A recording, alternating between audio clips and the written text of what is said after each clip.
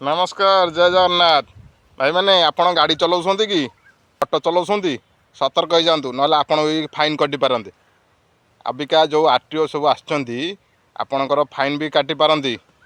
आपणकर ऑटो रे हेलमेट नहीं से फाइन कटा होची। देखुना भिडियोटा मु कम इच्छ कहूँ ना कौन देखुना। ऑटो चालक होई जांतु सावधान। एबे बिना हेलमेट रे गाड़ी चलाइले पड़िबो फाइन। शुणिले आश्चर्य लागुथिबो हेले कथाटा सत। बौद्ध जिले में एपरी एक घटना एवं चर्चार विषय पलटि। ऑटो चालकों को हेलमेट न पिंधिथिबारु कटिला चालाण। 3 चक्का गाड़ी जो हेलमेट पिंधिबार नियम नहीं सेठी पुलिस काटिदेला चालाण। सूचना अनुसार 18/11/2025 दिन संजीव को ऑटो नंबर OD 155308 रे गोटे चालाण कटिथिला। ज्ञान अभाव जोगु संजीव ए विषय किसी जानी पाले नहीं।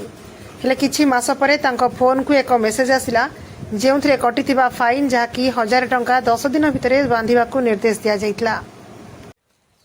भाई देखंतु आजिकल ये जो डबल इंजन सरकार आसी देखंतु केमिति ऑटो वाला भी हेलमेट रे फाइन नौछंती।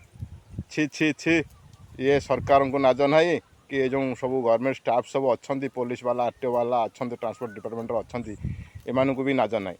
भाई रोचे भिडियोटा यदि भल लगे ताल लाइक कमेंट बहुत मात्रा शेयर करेंगे। जय जगन्नाथ।